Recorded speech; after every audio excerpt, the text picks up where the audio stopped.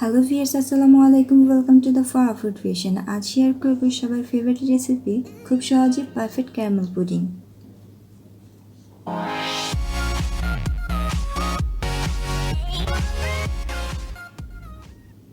প্যানে 1 litre liquid দুধ ঢেলে দিচ্ছি। এখন নেড়ে চেড়ে নেব। দুধটা ফুটে ওঠার সময় পর্যন্ত অপেক্ষা করব। দুধটা ফুটে উঠেছে, এখন হাফ কাপ চিনি দিয়ে দিচ্ছি। চিনিটা মিশিয়ে অনবরত নাড়তে থাকবো। এই সময় চুলার আঁচ মিডিয়াম থাকবে। দুধটা জাল দিয়ে অর্ধেক করে নেব। দুধটা ঘন হয়ে এসেছে, এখন চুলা বন্ধ করে ঠান্ডা করে নেব।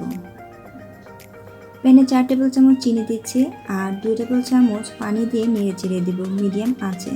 এই সময় নিয়ে ক্যারামেল তৈরি করতে হবে। ক্যারামেল পুড়ে যেন না যায় লক্ষ্য রাখবেন। ক্যারামেল তৈরি হয়ে গেছে, এখন চুলা থেকে সরাসরি গরম অবস্থায় যে বাটিতে পুডিং তৈরি করব তাতে ঢেলে দেব। ক্যারামেলটা ঢেলে এখন ঘুরিয়ে ঘুরিয়ে ছড়িয়ে নিব পুরো বাটিটাতে। এখন এক পাশে সেট হতে রেখে দিচ্ছি। এখানে একটি মিক্সিং বোল নিয়ে নিয়েছি। নর্মাল টেম্পারেচারে 3টা ডিম ভেঙে হ্যান্ড হুইস্ক দিয়ে বিট করে নিচ্ছি ভালোভাবে। এখানে একটি স্ট্রেনার নিয়ে নিয়েছি। জাল দিয়ে রাখা ঘন দুধটা ঢেলে দেব। ঘন দুধে যদি কোনো লাম্পস থাকে তাহলে আটকে যাবে আর পুডিংটাও পারফেক্ট হবে। পুডিংয়ের বাটিটা আমি ছোট নিয়েছি। এখানে যে পরিমাণে উপকরণ নিয়েছি তা দিয়ে 2টা পুডিং হবে। এখন হ্যান্ড হুইস্ক দিয়ে ভালোভাবে বিট করে নেব।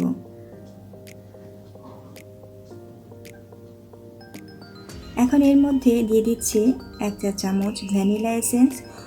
এতে করে খুব সুন্দর একটা ফ্লেভার আসবে। এখন আবারও ভালোভাবে বিট করে নেব। এখানে ক্যারামেলটা সেট হয়ে গেছে। এখন এর মধ্যে দুধের মিশ্রণটা ঢেলে দিচ্ছি আর ঢাকনা দিয়ে ঢেকে দেব।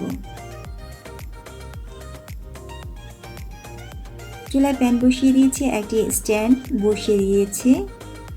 পর্যাপ্ত পরিমাণ পানি দিয়ে দিচ্ছি। এখন বাটিটা বসিয়ে দেব আর ঢাকনা দিয়ে ঢেকে দেব। ঢাকনা যে ছিদ্রটা থাকবে তা বন্ধ করে দিচ্ছি। লো টু মিডিয়াম আঁচে 40 মিনিটের জন্য ভাপিয়ে নেব। 40 মিনিট হয়ে গেছে। এখন চুলা বন্ধ করে আরও 30 মিনিট দমে রেখে দেব। এরপর 1 ঘন্টার জন্য নর্মাল ফ্রিজে সেট হতে রেখে দেব। ফ্রিজে পুডিং রাখার ফলে সহজে ভেঙে যাবে না আর পুডিংটা ভালো হবে। এখন ফ্রিজ থেকে নামিয়ে ছুরি দিয়ে সাইডগুলো ছড়িয়ে নিচ্ছি।